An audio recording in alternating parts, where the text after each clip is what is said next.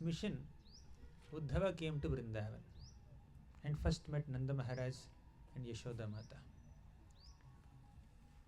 He tried to pacify them by speaking some philosophy, some glories of Krishna, and also he could witness their deep devotion, affection and love for Krishna, and he himself was transformed. He offered obeisances to Nanda Maharaj and Yashoda Mata and said, no one could have loved Krishna, no one could have had such deep parental affection for Krishna as much as you both have, Nanda Maharaj and Yashoda Mata. You are unlimitedly fortunate to be parents of Krishna. They are eternal parents of Krishna. So he offered obeisances to them. So early in the morning, the Gopis got up from their sleep, and actually they don't sleep much. Even if they sleep, they only sleep to have dreams of their service to Krishna. So then these Gopis, early morning, they noticed a chariot, a very beautiful, majestic, royal, opulent, golden chariot in front of Nanda Bhavan, Nanda Maharaj's home. All the Gopis became so curious. Who came here from Mathura? Actually, Vrindavan is filled with bullock carts, mostly. But this chariot doesn't seem to be a belonging of Vrindavan. It has come from somewhere else. Where did it come from? Looks like Mathura. Because a similar chariot came from Mathura few days back. Akrura brought the chariot. And that Akrura, who is actually Krura, not Akrura. Akrura means one who is not cruel. Krura means one who is very cruel. So that Krura Akrura has stolen Krishna. He has taken away Krishna from Vrindavan. And did he come back again? Because these devotees, these Gopis have already heard this news. That Krishna went on Akrura's chariot to Mathura and he killed Kamsa's wrestlers, Chanura, Mushtika, Shala, Toshala, Kuta, along with Balram. And also he killed Kavalayapida. He also killed Kamsa himself. So Shatru Samhara has happened in one sense. So why did Akrura come back again? Will Krishna come back? Maybe he will not come back. He has forgotten us. Out of their intense separation from Krishna, the Gopis thought that Krishna will not come back. So someone else has come back. Did Akrura come back here? If he has come back on this chariot, why did he come back to Vrindavan? What was the reason for Akrura's second arrival to Vrindavan? Earlier he came here to take Krishna away from us. That means taking our lives away from our bodies. Taking Krishna away from Vrindavan means taking the lives of the Gopis away from the Gopis' bodies. So after having taken away our lives, did Akrura come back to Hare Krishna, Hare Krishna, Hare Krishna, Hare Krishna, Hare Krishna, Krishna Krishna, Hare Hare, Hare Ram, Ram Ram, Hare Hare. Giriraj Govardhan की जय, ईश्वरीय सच्चिदानंद स्वामी महाराज की जय, रघुनाथ प्रभु की जय. Hare Krishna, Hare Krishna. Please continue Parikrama, Prabhu. Hare Krishna. You want to sit here? You are welcome. Hare Krishna. So the Gopis were thinking, why did Akrura come back to Vrindavan? Earlier he came here to take away our lives away from our bodies. Did he again come back here to take our dead bodies now, so that he can offer some oblations to his departed master Kamsa? Because Kamsa departed already, and Akrura is a loyal minister, servant of this master Kamsa, so-called master Kamsa. As a loyal servant, as an instrument in his will, this Akrura came to take Krishna away from Vrindavan. Did he again come back here to take our dead bodies? Did he come here to see whether we are alive or not after having taken away their lives? Did he, after taking away our lives, did he come back here to see our dead bodies and take our dead bodies also, to offer oblations of flesh to his master Kamsa? Is that the reason? See how much the gopis were upset with Akrura. Akrura did his duty, definitely. He followed the order of Kamsa, the king, and he had Krishna's personal sanction. Krishna personally sanctioned it. Yes, I will come with you, Akrura. And Nanda Maharaj approved it. And Akrura did something like authorized only. But still, the gopis were so upset with Akrura. And because the gopis were upset with Akrura, Akrura got into some conspiracy in the Shamantakamani episode. We'll not discuss it now. But he got into conspiracy in Shamantakamani episode. Why? The devotees are displeased with him. Yesterday we discussed, right? In Dhruva Maharaj's episode, Dhruva went and said sorry to Kuvera. Although Dhruva is more spiritually elevated and Kuvera is not that exalted in comparison to Dhruva, still the displeasure in the heart of Kuvera could act as an obstacle in Dhruva's Krishna Smaranam. So Dhruva feared, the greatest fear that a devotee is supposed to have is to forget Krishna. Will I continue remembering Krishna or will I forget Krishna? So we should have this fear, healthy fear. Right? Devotee is fearless. Ichchata makato bhayam. By chanting the holy names of Krishna, devotee becomes free from all material fears. But devotee has one fear. Fear of forgetting Krishna. That happens by displeasing devotees. So all these devotees, Akrura displeased the devotees of Krishna, that is the gopis of Vrindavan. Therefore he caught up in that conspiracy. What Akrura could have done is, he could have given a clarification to the gopis. My dear gopis, I didn't mean to hurt you. I have no ill feelings towards you. I don't hate you. It's not my intention to separate you from your beloved Krishna. But I am obliged to do this activity. On behalf of the king, with the approval of Krishna and his father, and also to pacify Krishna's parents Devaki and Vasudeva, I must do this activity. What can I do? So please forgive me. That clarification, that sensitivity, that sensitive pacification of the emotions of the affected party was expected from Akrura. But somehow Akrura did not do that, for whatever reason. Therefore he caught up. So although we have to do something authorized, if we notice that another devotee is affected by our obligatory activities, we can take out a minute or two to go and clarify and pacify, console, and try to make them little peaceful. That's important. Anyways, these gopis saw this chariot in front of Nanda Bhavan and were thinking, who must have come here? Who came here? Then as they came closer to the chariot, they saw one effulgent personality came out of Nanda Maharaj's home. He looked exactly like Krishna. His bodily complexion was like that of Krishna. His dress is like that of Krishna. His ornaments are like that of Krishna. He's basically resembling Krishna and reminding Krishna. He's reminding everyone, whoever sees him, he's reminding Krishna. So all these gopis, innocent gopis, simple cowherd ladies, they surrounded this Uddhava and said, who are you? Tell us. Who are you? Are you Krishna's brother? Are you Krishna's servant? Are you Krishna's representative? Why did you come here? Why did he not come here?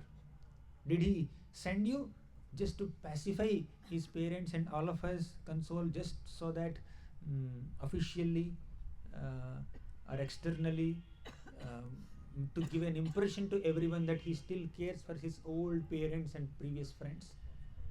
Just he wanted to be politically correct by sending you here? If he's so sensitive, if he's so loving and caring towards all of us, he could have come personally. Tell us, who are you? Why did you come here? Then Uddhava introduced himself as a representative, a servant, a cousin of Krishna, and he said, "O Gopis, I have come here to offer you a message, to give you a message of Krishna." Oh, Krishna had sent a message for us. We are very curious to hear that. So all the gopis took Uddhava to a secluded place, something like this, under some trees, Kalpavrakshas of Vrindavan. They all sat there.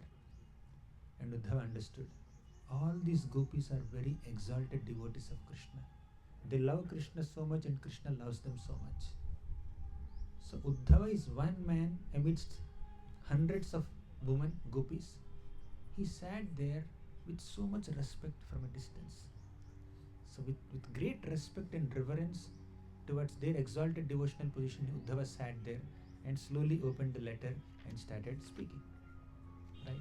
He was narrating. So the gopis are exalted because of their constant Krishna Smarana. The Mathura ladies, they glorified the gopis of Vrindavan in this way. Yadohane vahanane mathanopalepa prinkankhanar bharudito kshanamaarjanadau gayanti chainamanuratta dhiyo shrukantyo dhanya vrajastriya urukrama chittayanaha. Yadohane, while milking cows. Vahanane, while processing their grains. Mathana, while churning buttermilk. Upalepa, while smearing their walls and floors with cow dung. Priyankankhana, while swinging on swings. In Vrindavan, the Vrajavasis just put some ropes on the trees and they swing nicely like this while swinging on swings. Priyankankhana, Arbharudita, while taking care of their crying babies. Ukshana, while sprinkling their courtyards with water mixed with cow dung. Marjanado, while cleaning their courtyards and their homes. While doing all these simple household activities, you know what the gopis are doing? Gayanti chaina manurakta dhiyo shrukantyo dhanya vrajastriya urukrama chittayanaha. Gayanti, they're constantly singing. Anurakta dhiya, with their minds completely immersed in rakti, not virakti, rakti for Krishna. You understand the difference between rakti and virakti? Virakti is detachment. Rakti means absorption, intense attachment. With their minds intensely attached to Krishna, to the lotus feet of Krishna, Gayanti, they are constantly singing the glories of Krishna. Gayanti chainam anurakta dhiyo shrukantyo. Dhiyo, anurakta dhiya means minds are completely absorbed in loving remembrance of Krishna. Kantyo, voices are faltering. When they are glorifying Krishna, they are unable to focus on these glories because they're having some intense emotions. When you have intense emotions, you can't speak very eloquently. Your voice falters. That's what they're experiencing. Gayanti chainam anurakta dhiyo shrukantyo dhanya vrajastriya urukrama chittayanaha. Dhanya. These gopis of Vrindavan are dhanya. They are the topmost devotees of Krishna. Vrajastriya urukrama chittayanaha. Their chitta, their mind is completely hovering on the thoughts of Urukrama, Krishna. Such gopis, as soon as they heard that Krishna has written a letter for them, they became so excited. When we are so desperate, we become so intensely absorbed in the thoughts of the beloved. Even one SMS, one WhatsApp message that excites us. Sometimes you see, you send a message to someone, you keep waiting. When will this single tick become double tick? When will this double tick will become blue tick? When will this blue tick give me a reply message? And what is the reply? So people anticipate, right? On a material plane. And as soon as they see the message, they keep the phone aside. Right? Message is not so exciting. So the gopis are waiting for single tick, double tick, blue tick, and the message. The gopis are constantly waiting, and now Uddhava came here. Okay, although Krishna did not personally come, at least Uddhava came. Krishna still remembers us. The gopis are so humble that the very thought that Krishna is thinking about them made them so overwhelmed with gratitude. Oh, does he still remember us? Are we worthy of his remembrance? Does he still remember us? He wrote a letter to us. He had sent a messenger to us. That's amazing. Please tell us. What did he say? So Uddhava is about to open the letter and start reading. Then one of these gopis, she saw a bumblebee as is moving something. Bee is moving here, right? So this she saw a small bumblebee and she imagined that to be Krishna. And she imagined that bee to be Krishna's messenger also. And with this little confusion, in the bewilderment of prema, she's imagining the bee to be messenger and also Krishna. Krishna and Krishna's messenger. And while Krishna's messenger is sitting there, right? She ignored Uddhava. Uddhava is sitting there under a tree and reading the letter, and she came little aside and she saw a little bumblebee, imagined the bumblebee to be Krishna and Krishna's messenger, and started chastising that. In transcendental madness of ecstasy, you cannot search for logic, reasoning. And that Gopi is none other than Srimati Radharani. So how much Srimati Radharani loves Krishna? She is the epitome of Krishna Prema. Now, let's recite one shloka. And what? Hare Krishna. Hare Krishna.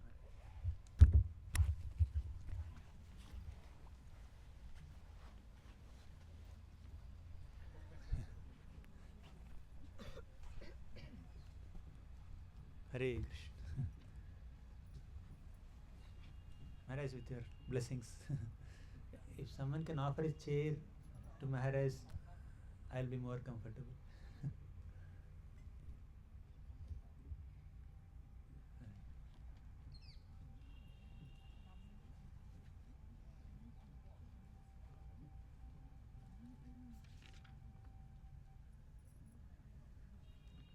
Hare Krishna. So, what Srimati Radharani spoke in that context was called Bhramara Gita, more esoteric than Rasalila. Therefore, with absolutely no qualification in that field, I am not going to touch even a single word of that. But there is another simpler shloka by Prabodhananda Saraswati. So let's recite this shloka. Just Radha nama sudhara samrasayitum jihvastu me vihvala.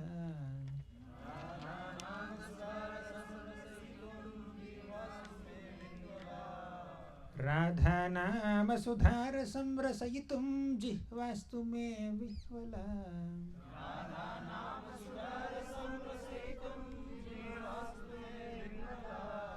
Padau tatpada kankita sucharatam vrindata vividhishu.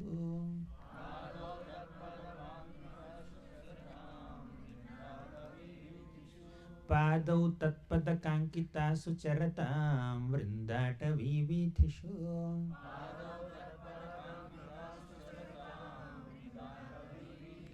Tatkarmaiva karah karotu hridayam tasyah padam dhyayutat.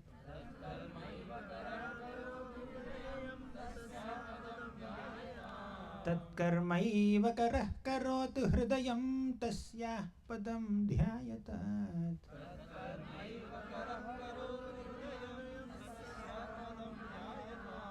Tadbhavotsavatah param bhavatu me tat prananathe rati.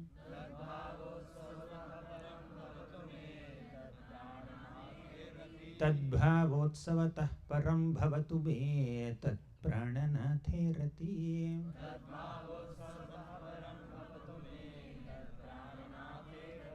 This is a prayer by Prabodhananda Saraswati to Srimati Radharani. So, this morning we are hearing from His Holiness Sachinandana Swami Maharaj that in Hare Krishna Mahamantra, the name of Srimati Radharani Hare comes 8 times. Half of the mantra is Srimati Radharani. And Maharaj was teaching us how devotionally, attentively we need to utter this name Hare Hare. Of course, Krishna Krishna and Rama Rama also. So now here is Prabodhananda Saraswati expressing his devotion while chanting the name of Radha. Radha nama sudharasam rasayitum jihvastu me vihvala.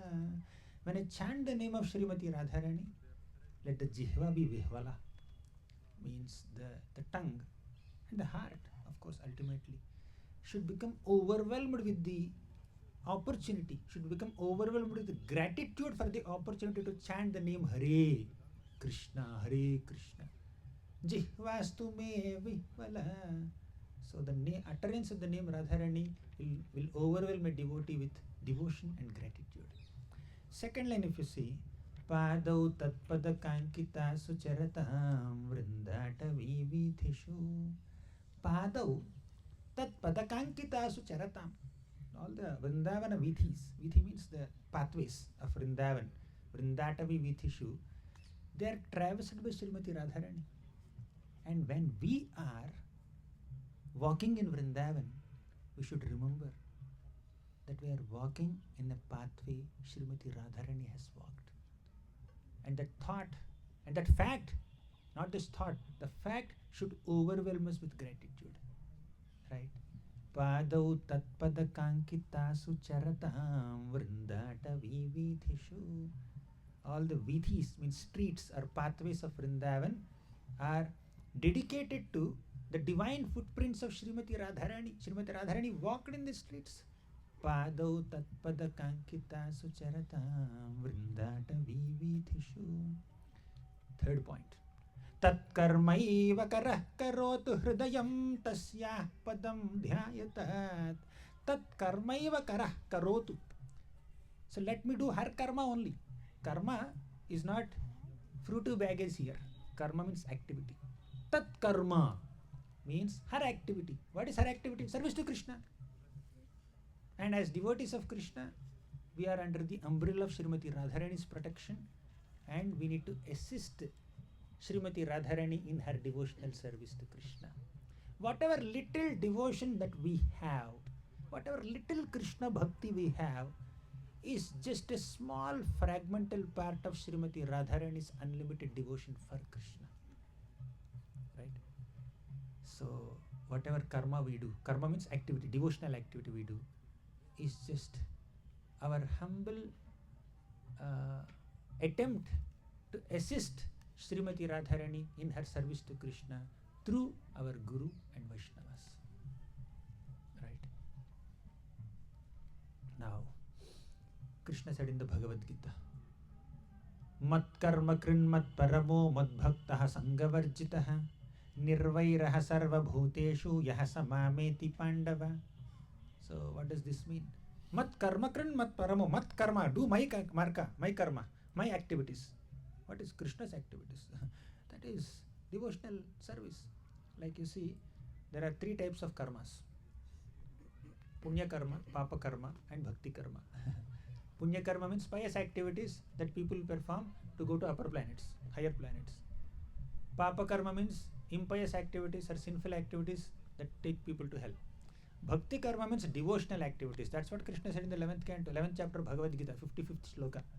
Mat karma krin mat paramo mat bhaktaha sangavarjitaha. That mat karma krin is most effectively done with the blessings of Srimati Radharani. And that's what Krishna said in the middle of Bhagavad Gita. How many shlokas Bhagavad Gita has? What is the middle shloka? Middlemost. Because in even number, 350 and 351 are the middlemost shlokas of Bhagavad Gita, right? What is shloka number 350 of Bhagavad Gita? Shloka number 350 is the 13th shloka of 9th chapter. Mahatmanastu mam partha daivim prakritimashritah bhajanti ananya manaso gnatva bhutadimavyayam. So Mahatmas or great devotees are those who are taking shelter of Srimati Radharani. Daivim prakritimashritah. Sri Prabhupada writes in the Nectar of Instruction purport that the Daivi Prakriti in that shloka is Srimati Radharani. And devotees are those people who take shelter of Srimati Radharani and do what? Bhajanti ananya manaso gnatva bhutadimavyam. Ananya manasa, without any distraction in the heart, they serve Krishna. That is the job profile of a devotee. Right? Spiritual master is considered a representative of Srimati Radharani, representative of Nityananda Prabhu also, representative of Krishna also. So basically, Krishna, Srimati Radharani is the supreme servant of Krishna, supreme devotee of Krishna. Whatever devotion any devotee has is a small fragmental part of her devotion to Krishna, and whatever devotional activity a devotee does is just an attempt to assist her in her service to Krishna. Therefore the shloka says, Prabodhananda Saraswati says, Tat karmaiva karah karotu hridayam tasyah padam dhyayatat. Tat karmaiva karah karotu. Let me do only her activity, no other activity. No material activity. No activity under the influence of material energy, not the external prakriti. Only activities under the direction of Daivi prakriti. All karmas must be done under the direction and inspiration and blessings of Daivi prakriti Srimati Radharani. Tat karmaiva karah karotu hridayam tasyah padam dhyayatat. Let the hands be engaged in her service. Second, let the hridayam, heart, be engaged in meditating on her lotus feet. Hridayam tasyaha padam dhyayatat. Tad bhavotsavata param bhavatu me tat prananathe rati. Last line says, Tad bhavotsavaha param bhavatu me. Let me understand, let me acknowledge that her bhava for Krishna is the highest bhava that anyone can ever perceive or conceive in this entire cosmic manifestation or beyond it. In the Chaitanya Charitamrita Madhya Leela, in the 8th chapter, there was a beautiful conversation between Lord Chaitanya Mahaprabhu and Ramananda Rai. And Ramananda Rai was answering the questions of Lord Chaitanya. Lord Chaitanya asked his first question, what is the highest attainable sadhya? Sadhya means that which is attainable, the goal of life. What is the highest attainable goal of life? Tell me. Ramananda Rai said Varnashram. Mahaprabhu said Ehobahya. Rejected, answer rejected. Then he gave multiple other proposals. Mahaprabhu is saying Ehobahya, Ehobahya, Ehobahya. Oh, really? Then he gave one shloka, which is representing Gnana Shunya Bhakti. Means devotional service done to the Lord without any mental speculation, without any unnecessary intellectual gymnastics.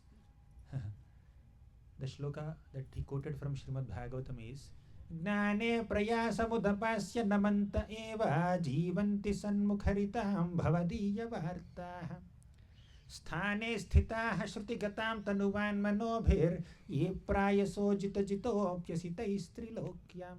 Gnane prayasamudapasya. Give up your speculative endeavors to cultivate this knowledge. Just surrender to devotees. Submit to devotees. And Jivanti Sanmukharitam Bhavadiya Vartaha. You live a life by dedicating all your body, mind and activities to following the instructions of great devotees. Whenever they are speaking the glories of Krishna, just accept the glories, implement their teachings. That's the best way of living life. Gnane Paris, give up your gnana. Then Mahaprabhu said, Yehohai, this is good. I accept this. Agikahar, speak more. There's something beyond this also, beyond this Gnana Shunya Bhakti also. Then slowly Ramananda Rai came to pure Prema Bhakti. Mahaprabhu said, I want more details. Oh, really? Then Sakhya Rasa, Dasya Rasa, Shanta Rasa, Dasya Rasa, Sakhya Rasa, Vatsalya Rasa, Madhurya Prema, Kanta Prema. He gave these 5 proposals and established Kanta Prema or Madhurya Prema as the highest. You know what Mahaprabhu said? Yeah, this is highest sadhya, I understand. Can you speak little more, greater detail? Ramananda said, no one in the cosmic manifestation has ever asked this question to go ahead. But still you asked, let me speak. Then he spoke about Srimati Radharani. Right? And also some exchanges between Radharani and Krishna in the Rasa Leela, which are very esoteric, we will not touch that. So, Radharani's love for Krishna is the highest attainable emotion for any living being. Krishna is the supreme living being, and amongst all the other living beings who are actually servants of Krishna, Radharani is supreme. Right? So Krishna is the supreme living being, that's clear. Ekala Ishvara Krishna Arasava Bhritya. There is only one and only supreme absolute truth, that is Krishna. Everyone else is Bhritya. Amongst all the Bhrityas, amongst all the living entities who are technically servants of Krishna, who are constitutionally servants of Krishna, Srimati Radharani is the supreme servant of Krishna. Her Tattva will discuss more in greater detail on Radhashtami day. But now coming in this context, there Prabodhananda Saraswati says Tadbhavotsavata param bhavatu me tat prananathe rati. Recognizing Srimati Radharani is the supreme goddess of devotion, or the highest abode of emotion for Krishna, the ashraya of Krishna bhakti. Let me beg her blessings. Tat prananathe rati. Oh my dear Srimati Radharani, goddess of devotion, let me have rati towards your prananatha. Tat prananathe rati. Who is prananatha of Krishna? Gopinath. Who is prananath of Srimati Radharani? Gopinath, Krishna. So we need to beg Srimati Radharani for some little devotion for Krishna. That's the meaning of this shloka. And that Srimati Radharani, in this current context where we are in the Bhagavatam, Uddhava's visit to Vrindavan, she is singing this Brahmara Gita, right? She's seeing the bee, and she is imagining that bee to be Krishna or Krishna's messenger and chastising. Meanwhile,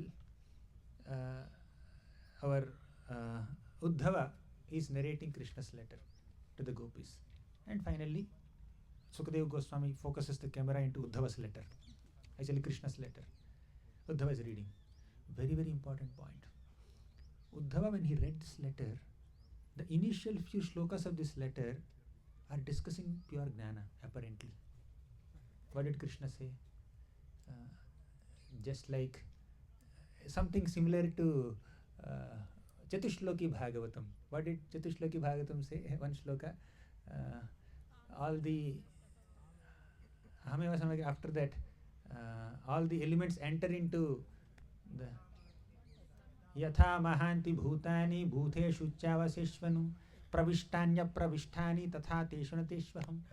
Just like the material elements enter into every material body and they don't enter also. Similarly, Krishna also is there outside, is there inside.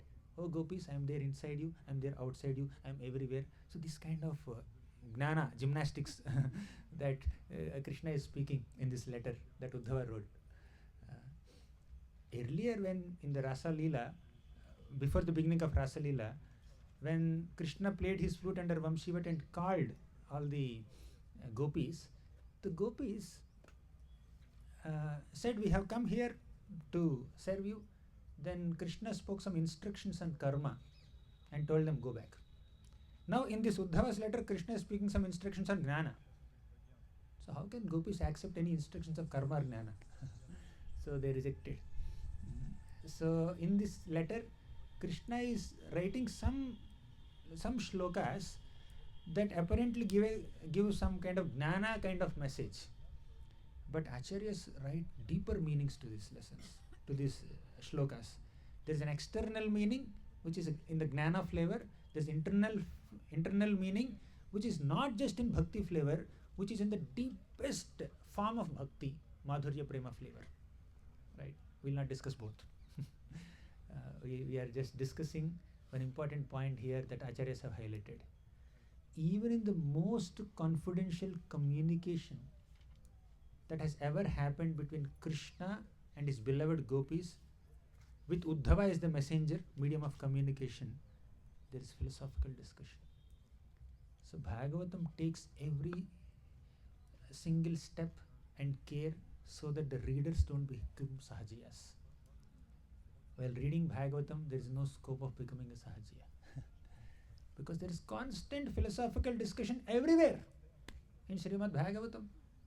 What can be a more confidential communication than the letter that Krishna has written to the Gopis of Vrindavan, which Uddhava is carrying, secretly reading under some trees of Vrindavan?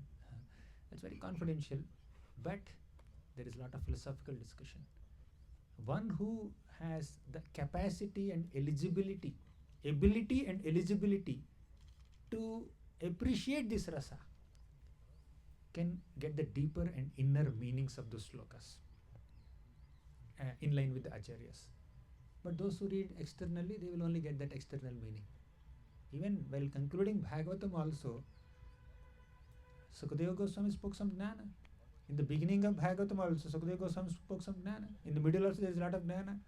So common people may think that, oh, Bhagavatam begins with Jnana, ends with Jnana, is in the middle also there is Jnana, therefore Jnana is the ultimate message of Bhagavatam. But that's not the thing. Those who look for the deeper meanings of Bhagavatam, devotional perspectives of Bhagavatam will get the real meanings. So from on one side, Bhagavatam is not allowing us to become Sahajiya. On another side, Bhagavatam is also hiding the inner, deeper devotional perspectives from those who are not yet qualified or eligible. Right? So that's a beautiful perspective that Acharyas give. Actually, we are not reading the letter. We are not discussing Brahmar Gita also. We are just discussing the storyline and speaking the significance of it. So these are very confidential communications. So Uddhava, the main thing is going to come now. The main subject matter for today's session is this.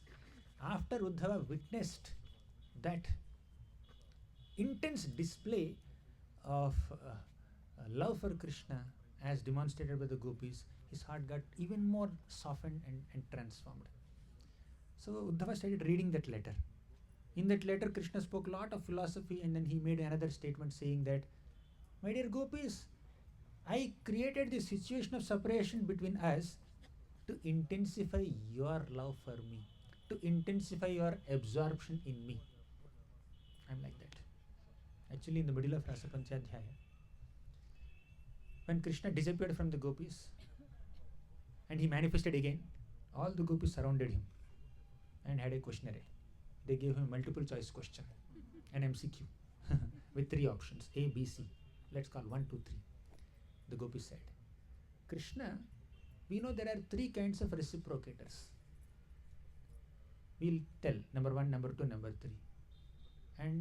And we want you to tell which category do you belong to. Krishna said, yeah, I'm ready for the test. What are the categories? Then the Gopis said, category number 1. They reciprocate with others only when they receive some love and affection. That's conditional reciprocation.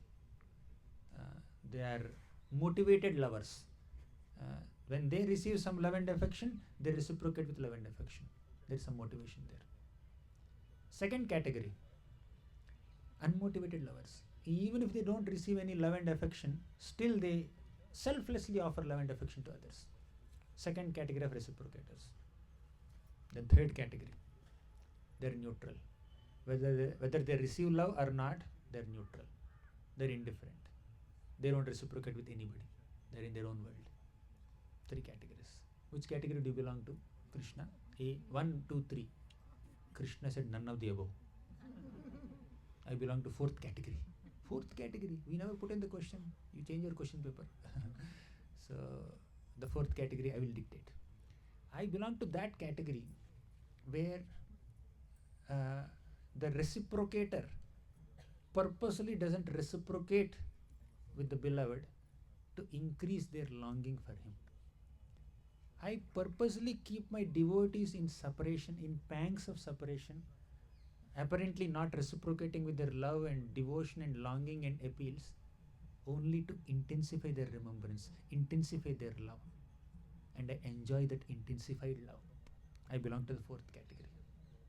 Oh, all the Gopis had smiles on their faces. Then Krishna revealed, actually I don't belong to the 4th category also. I belong to the 5th category. What is the 5th category? I have no capacity to reciprocate with your love. Naparayeham niravadya samyujam. Even if you give me one full lifetime of Brahma to repay for whatever love and affection and service I have received from you, I won't be able to repay. I feel thoroughly bankrupt. I feel that I'm a pauper. I have nothing else to offer you that matches your level of devotion. I cannot offer anything in comparison to what you have offered me. Ya dustyajam swajanamarya patham cha hitva bhejur mukunda padavim srutibher vimrugyam. So you have given up everything, all the social customs and social conventions and varnashrama rules and regulations and family ties. your own womanly shyness, you have given up everything to love me, to serve me, to dedicate yourself to me. And what do I have to offer in reciprocation? I am totally incapable of reciprocating with you. Krishna said it, Naparayeham. I am incapable. So, these gopis are now hearing the letter read by Uddhava. Then Uddhava said, Uddhava is reading Krishna's statements. In that, Krishna is writing. Krishna said, I purposely created the situation of separation to intensify your love. Then the gopis said, Uddhava, thank you very much for coming here all the way and reading this letter. Please fold this letter, keep it in the envelope very safely, keep in your pocket. Krishna will need it in future. The way Krishna has developed a wonderful relationship with us and now he's abandoning us. Similarly, he will also come in contact with some women in Mathura. He will also abandon them. Then you can read this letter to them. They'll be impressed with this letter. I'm not impressed with this letter. We are not impressed. We want personal presence of Krishna. Where is the possibility of Krishna intensifying our loving remembrance? It's already unlimited. And it is continuously expanding it unlimitedly. So, by creating a situation of separation between us, do you think Krishna will intensify our love for him?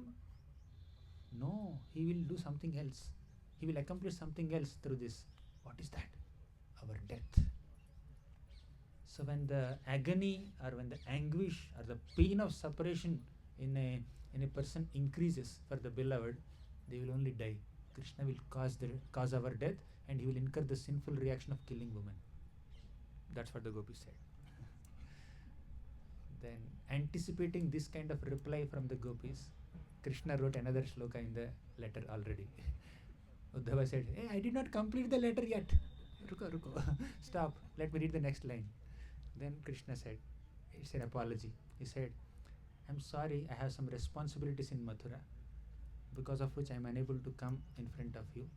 But as soon as I finish these responsibilities, I will personally come to you and I will spend time with you. I will be with you only. I will not go anywhere else. Please believe me. Please trust me. Please forgive me.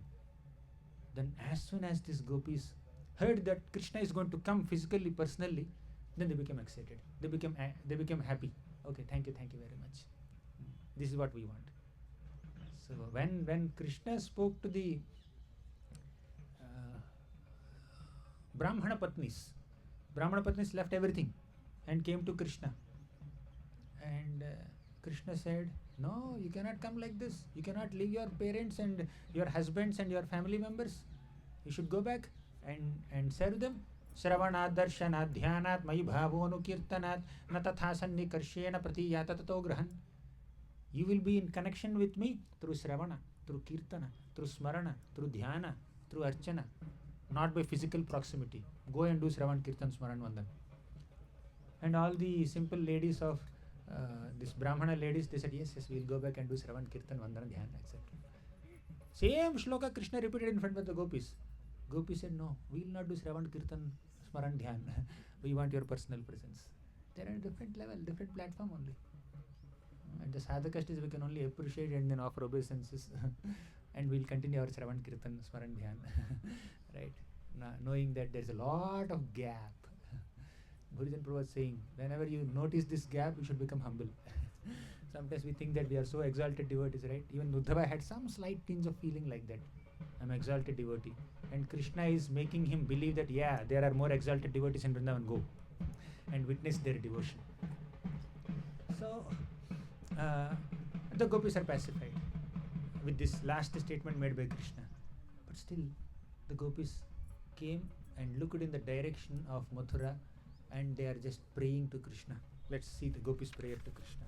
I think I copied the shloka here. Read. He Natha, He Rama Natha, Vrajanartharti Nashana, Magnamuddhara Govinda, Gokulam Vrijinarnavat. He Natha, He Ramanatha. Oh Lord, oh Ramanatha, oh husband of goddess of fortune, please, Vrajanatha Arti Nashana. You are Vrajanatha, you are the Lord of Vrindavan. You are sitting in Mathura there. Arti Nashana, please destroy our Arti, our distress. They're praying. Gopis are praying. This is Gopi Shloka. Magnam Uddhara Govinda Gokulam Vrijanaranavat. Magnam Uddhara Govinda. We are completely immersed in anxiety. Please come and release us from this anxiety. They're praying. Very piteously they were crying. Seeing their piteous appeals and prayers and tears, Uddhava felt, I have never witnessed this level of devotion, this magnitude of absorption in Krishna. Only the Gopis could have done this. So he became completely humbled, Uddhava. And from the dainya of Uddhava, prema is born. Right? Definitely Uddhava had very, very elevated love and affection towards Krishna, undoubtedly. But after witnessing the love and affection of the Gopis, Uddhava became very humble. So humble that he wanted to become a blade of grass in Vrindavan. And this is the main subject for today's session, which we are going to conclude very soon. So Uddhava continued to stay in Vrindavan, giving his association to Vrajavasis apparently, but actually in reality he is taking association from them. He is actually trying to nourish himself by witnessing their intense level of devotion. So Uddhava stayed there for a couple of months and he sang a song praising the Vrajavasis and specifically the Gopis. That song we are going to recite now. Etam param etah param tanubhrito bhuvi gopavadho Govinda eva nikhilatmani rudha bhava Vanchanti yad bhava bhiyo munayo vayam cha Kim brahma janma bhirananta katharasasya Yetah param tanubhrito bhuvi gopavadho. So these Gopavadhus, the Gopis of Vrindavan, are the best of all devotees of Krishna in this entire creation. Why? Govinda eva nikhilatmani rudha bhava. They attained that rudha bhava, very intense bhava, intense emotion for Krishna towards Govinda. And that intense emotion is witnessed personally by Uddhava, and he was very much appreciating. Govinda eva nikhilatmani rudha bhava. Then he said, Vanchanti yad bhava bhiyo munayo vayam cha. And this rudha bhava, this emotion for Krishna, is aspired for by great munis also, great siddhas and great yogis also are aspiring for this kind of rudha bhava. But these simple cowhead ladies, they are not scholars, they are not pandits, they are not brahmarshis or rajarshis or devarshis. They are simple village girls. But they got such intense bhava for Krishna, and even great munis are also trying to follow in their footsteps and aspiring for that bhava. Govinda eva nikhilatmani rudha bhava. That is their position. Then kim brahma janma bhirananta katharasasya. So what is the use of even getting a janma of Brahma? Even Brahma's janma is also not as great as an opportunity to follow the footsteps of the Gopis of Vrindavan.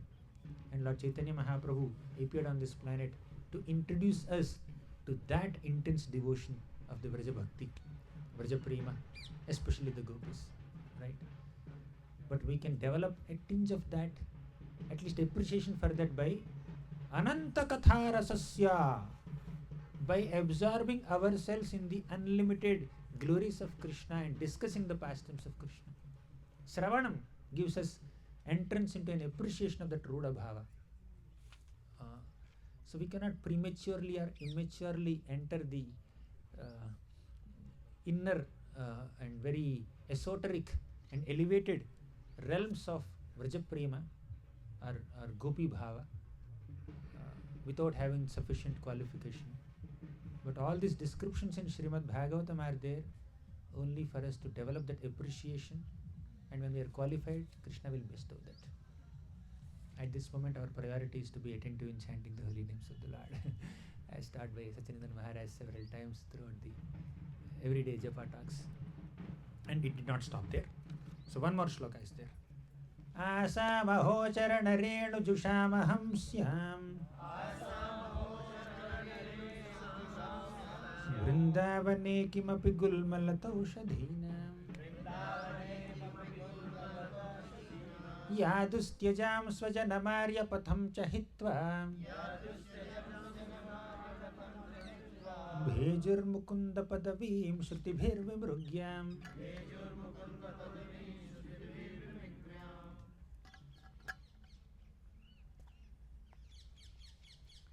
This is the ultimate message of our last 2.5 hours discussion. It culminates with the aspiration of Uddhava. Uddhava came to Vrindavan and he visited several places in Vrindavan. He nourished himself by personally witnessing the bhakti in the hearts of Yashoda Mata, Nanda Maharaj, and all the Vrajavasis, and especially the Gopis, and especially Srimati Radharani. And finally, what was the aspiration that he developed? Very, very important for us to meditate on this point. Sometimes when we discuss very, very high topics, we may consciously or unconsciously think that we are on that plane. But one who has actually personally witnessed that very, very high display of devotion, what is he aspiring for? You can see in this shloka, to become a blade of grass in Vrindavan. That's what this shloka says.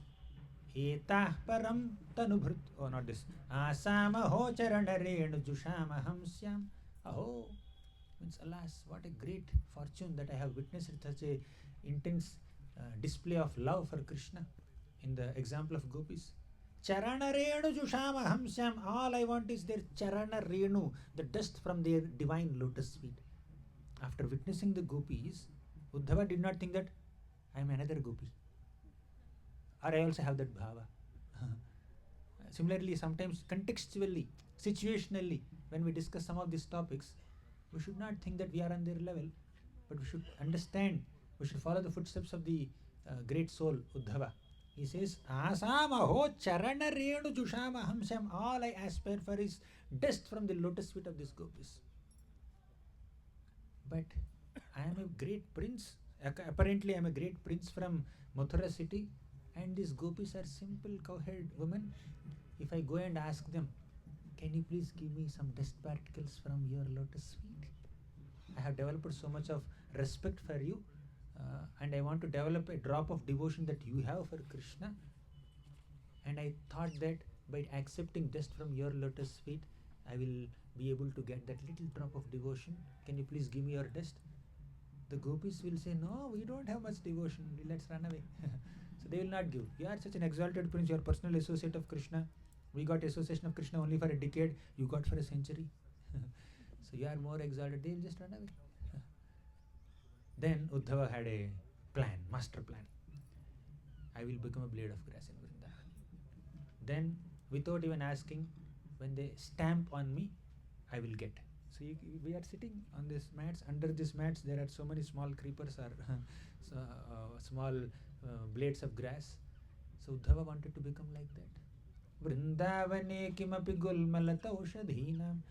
Then Uddhava thought, if I am not qualified to become a blade of grass in Vrindavan, at least let me get an opportunity to become a blade of grass in the outskirts of Vrindavan, little outside Vrindavan. Sometimes when these Gopis happen to step out of Vrindavan, they will not go generally, but if they happen to come little on the outskirts of Vrindavan, at least then I will get their dust. Then at least I will get some little devotion to Krishna like they have. So this is what Uddhava is aspiring for.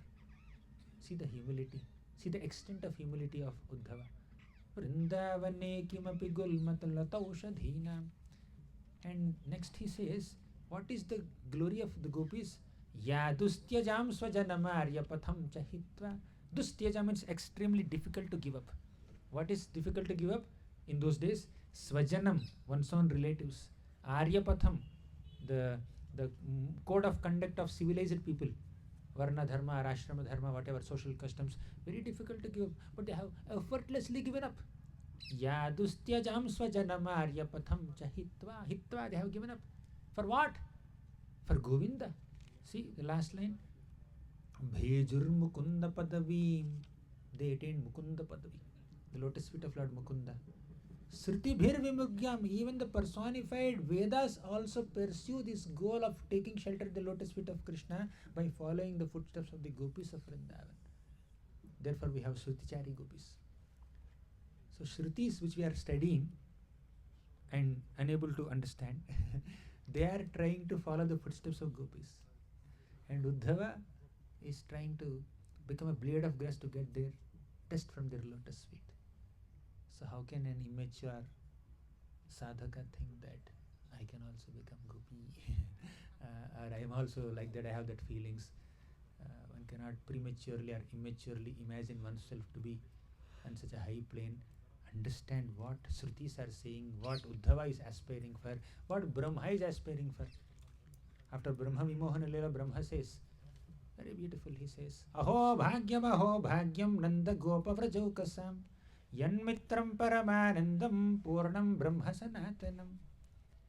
What great fortune that these gopis of Vrindavan have. Like all the gopis and gopas and all the Vrajavasis have. Yanmitram paramanandam purnam brahma sanatanam. That supreme absolute truth, the supreme Lord Krishna, became their dear friend.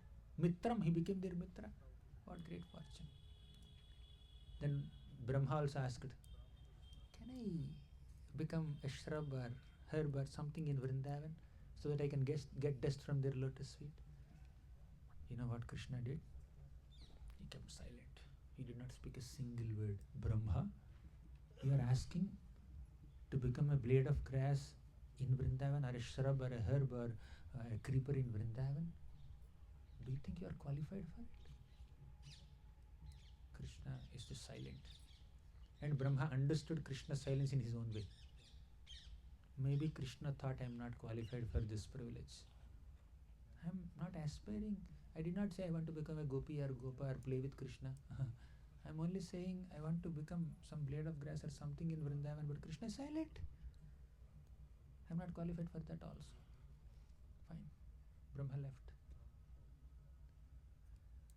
And his heart is filled with humility. His heart is filled with guilt because of stealing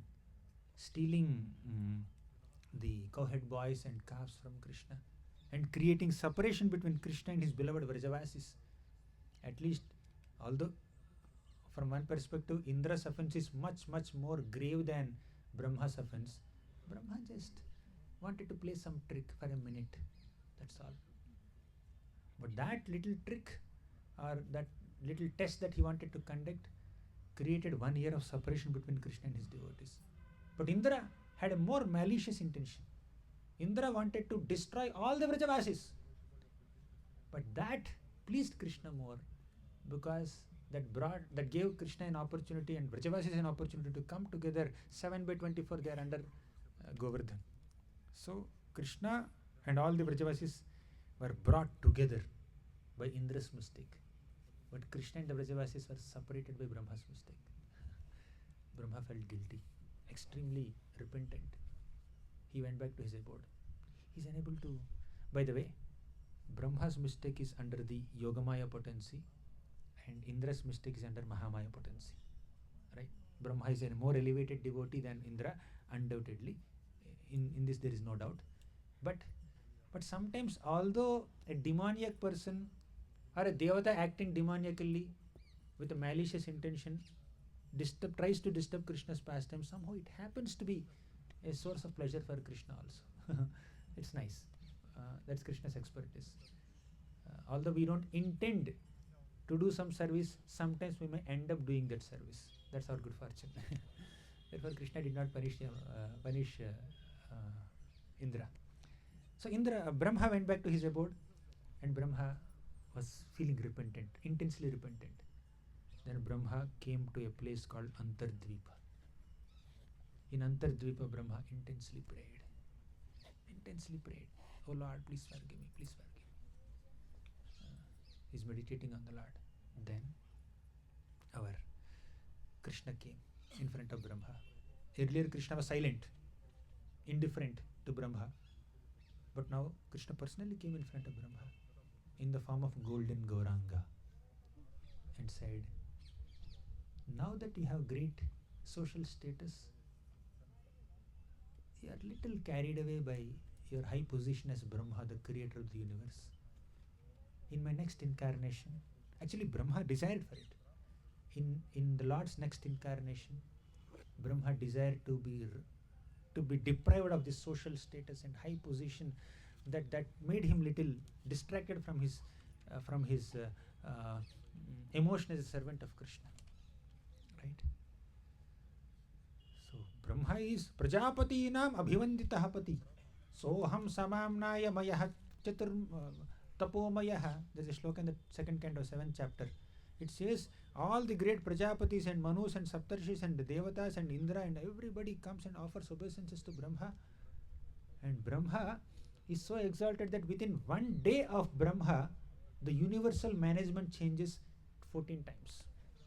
Just like here, it changes every 5 years, right? So within one day of Brahma, he has to see 14 Indras, 14 Manus, 14 sets of Devatas, 14 sets of Saptarshis. That's the position of Brahma. And Brahma is desiring, let me not have that position. I don't want to be Brahma. Parameshti position made me distracted from my servitude towards Krishna. Therefore, I should get rid of this position. Let me be a mlecha. Let me be a yavana. Let me not have any social respect. Let me be like an untouchable. I want that kind of situation so that I can helplessly chant the holy names of Krishna. And he became Haridas Thakur. Brahma, when he identified himself with his position as the creator of the universe, could not understand the glories of Vrindavan. Even when he came to Vrindavan, he could not understand the glories of Krishna, even when he saw Krishna and witnessed Krishna's nice leelas on the bank of Yamuna. But when that Brahma became Haridas Thakur, he became Namacharya in a humble state of mind. He never came to Vrindavan, but he is more dear to Sri Krishna Chaitanya Mahaprabhu. On the first day of Leela Kirtan, Maharaj was very beautifully describing the departure of Haridas Thakur, how he desired to chant Sri Krishna Chaitanya and then depart from this world. So amazing. So, in short, the lesson here is only in a humble state of mind we can chant the holy names of Krishna. We can appreciate the glory of Vrindavan Dham. And in such a humble state of mind, devotee aspires to become dust particle at the lotus feet of the devotees like these Gopis or any other devotee who has such intense devotion for Krishna, or become a blade of grass or a creeper in Vrindavan. Doesn't think oneself to be qualified to be Gopa or Gopi or play with Krishna, feed Krishna, I will become mother of Krishna, and feel intense separation from Krishna. All the Goswamis are saying, He Radhe Vrajadevi Ke Chalalite, He Nanda Suno Kutah. They are not saying that I have seen Krishna in my dream, I had this reciprocation with Krishna. They are saying, where is Krishna, where is Krishna? And Mahaprabhu did not give very, very elaborate process of sadhana. If you see Sikshashtakam, the third shloka, simple. Yesterday we discussed second shloka elaborately. Nam namakari bhudani sarva shakti. Right? But the last line is Durdaivam idrushamiha jani na anuragaha. My Durdaivam, my misfortune is I have no anuraga, I have no taste, I have no attraction towards Krishna's names, although he is supremely attractive. How to develop that attraction? How to develop the taste for Krishna's names? Answer is given in the next shloka. Trinadapi sunichena tarorapi sahishtuna amanina manadena kirtaniya sada harihi. Trinadapi sunichena. Become more humble than a blade of grass, more tolerant than a tree. What is this being humbler than a blade of grass? Uddhava wants to be a blade of grass. Being humbler than a blade of grass. Prabhupada says, one step ahead. Now you see, being humble like a blade of grass is one statement. Being humbler than a blade of grass is a more intense statement. But Prabhupada makes even more intense statement. Be humble like a straw on the street. At least blade of grass is green, still connected to the ground, grounded, has an opportunity to grow. Even if somebody tramples on it, after a while at least it can grow again. But a straw on the street has no opportunity to grow. It's brown, it's yellow, it's completely dry. Be more humbler than a straw on the street. This is what Prabhupada says. You can read, I think, some lecture or some purport. Prabhupada writes this. Being more humbler than a straw on the street. I am insignificant. Humility is not self-pity. Humility is not inferiority complex. Humility is not just feeling oneself incapable. Yes, a humble devotee feels oneself incapable, but that kind of a sense of lack of sufficiency or lack of power, that alone is not necessarily humility. Sometimes it could be a symptom of self-absorption or self-obsession or inferiority complex. But real humility is to understand that Krishna is the Supreme Personality of Godhead, source of everything. I am an insignificant servant of Krishna. Real humility lies in rejecting all the pleasures for oneself and considering oneself as an insignificant and humble servant of Krishna and his devotees, and dedicating oneself completely as a servant of Krishna, as Mahaprabhu established in the 5th shloka of Ecstatic. That is, Ainanda Tanuja Kinkaram. That mode of being Kinkara is what we are trying to aspire for. So, what we can learn from Uddhava is this mode of humility. There's no end to elaborating this subject of humility. So we may discuss some exalted subject matter in the context with the blessings of great souls, with the request of great souls. However, we need to also meditate on the essential message that this episode is giving us, which is relevant to us in our level of sadhaka, as sadhakas.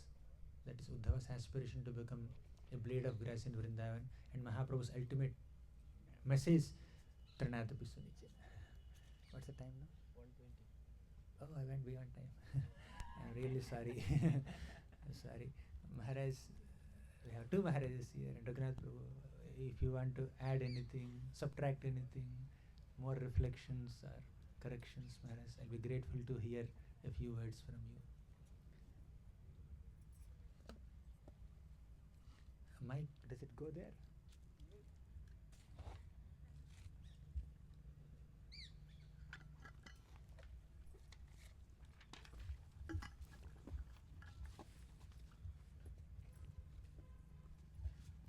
Maybe we should have only Q&A in the next session. I will not start.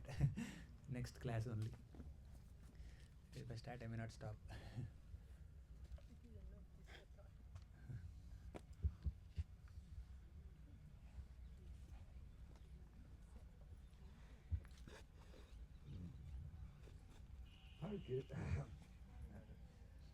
Hare Krishna.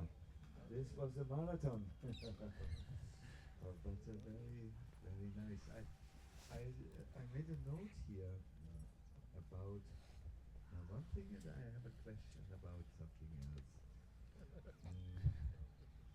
When it came to the time when Nanda Bhava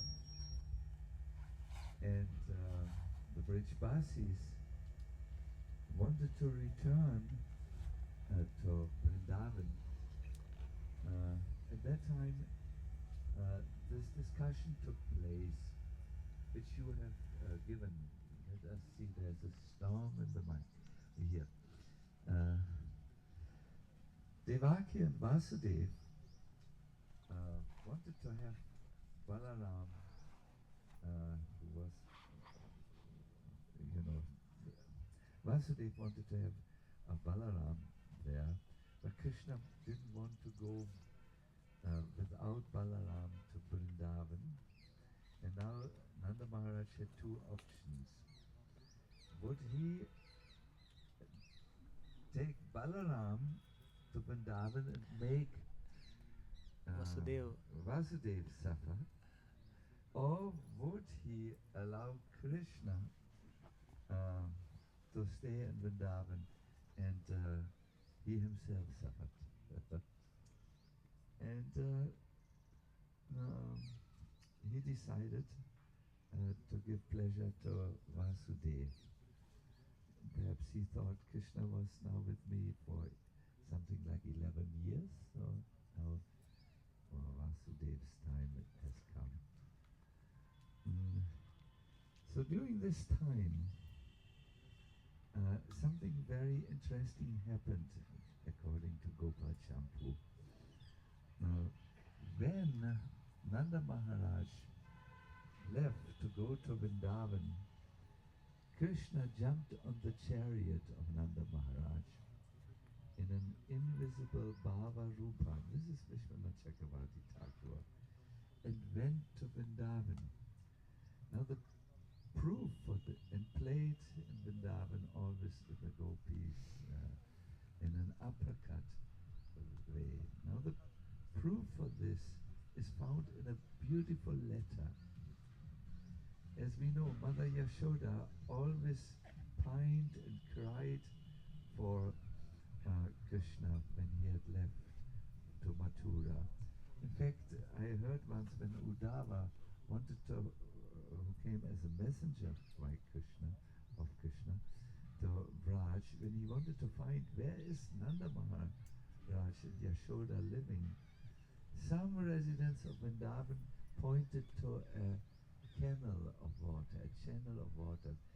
This channel had been filled by the tears of Yashoda, who cried in the absence of Krishna.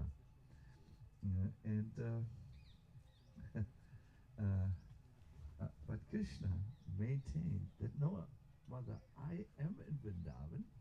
I am in a form playing as a spooty, as an appearance in your heart, in a Bhava form. And the proof is this. I know exactly what you cooked for me when I was not in Vrindavan. Since the time when I left for Mathura, you cooked every day a preparation. So on the first day, there was kheer. On the second day, you served me roti with butter. And on the third day, I forgot the preparation, but Krishna named the preparation. I came there. Don't you see? I remember the food which you cooked for me, and I ate it. And this brings the discussion to a very interesting form, level. That is, Vrindavan is a land of Bhava. Krishna stays eternally in Vrindavan and never leaves Vrindavan, but he stays here in the form of the Bhava, of an emotional form. It's a very subtle thing. And if you want to come to Vrindavan and stay here, you must hear Krishna Katha, like we just did, and in this way develop deep feelings for Krishna. And then you might see him many times when you stay in Vrindavan, either as his arrangement for you, or when you chant, you all of a sudden seem to step, here's my new American word, on a live wire. That means an electrical wire that is alive. You feel, oh my God, this is unknown to me, such devotional feelings. But the main point, idea is, if you want to make contact with Krishna now in Vrindavan, you need to do this by an increased level of consciousness, of devotion for Krishna, and that happens when we hear such kathas. So I want to thank you very much. It is very, very life-giving, although the body is it's a little tired because of sitting, but the heart is joyful, very joyful. Thank you very much, and all of us. This is important. I talked today to a dear friend, and I said, you came all this way, and he said, yes, I have to hear. We have to hear about Krishna. This is required if you want to stay in Vrindavan. Hare Krishna. Since you asked me to say something, I'm trying, I hope it made sense. But so many wonderful points you say. May Krishna bless you. May Giriraj bless you. You are young and energetic, and your memory is like 1,000 computers. So of shlokas, may this go on and on and on. Hare Krishna. Hare Bol.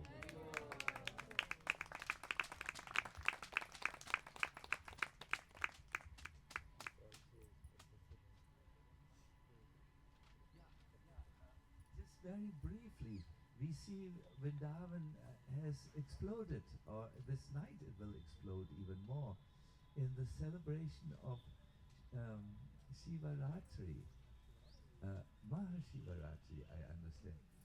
I never quite figured out what is the history behind it, and do you have an idea what is Mahashivaratri?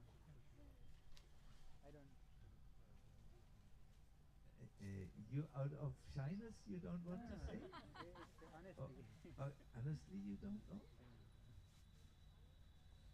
Someone else might. Anyone knows? Should we not know? Or we Google or go to your chat 1008 times in Maya, and then it will also give you some good information. We can do that. Looking at the wristwatch, we have time for 3 more minutes, but do we want to call it perhaps an end here? Good. My dear devotees, thank you for your participation. This is the way to stay good in Krishna consciousness, to hear.